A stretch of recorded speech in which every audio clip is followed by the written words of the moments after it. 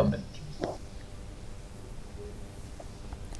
Bosco Integrated Development Society kala Pynlong ya ka program jing Pynshai Paidbah Halor ka Jingkongsan ban long ki Husiar ha ka Rukom nya kali henne ka sngi ha khandai lat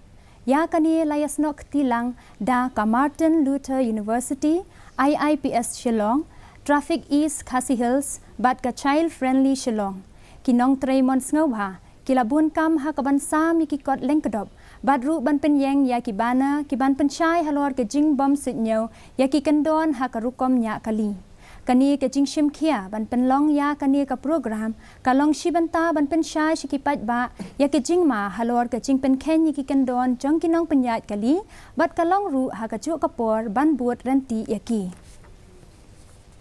It is necessary to spread an awareness because as you can see it's only for the betterment and for the good of the children that parents should understand and have a clear concept on what traffic rule is and to have a peer understanding to especially aware the children and the youth. Safety for children is very less, so we are conducting this awareness along with the youth who have it as the placards and the pamphlets where they speak to people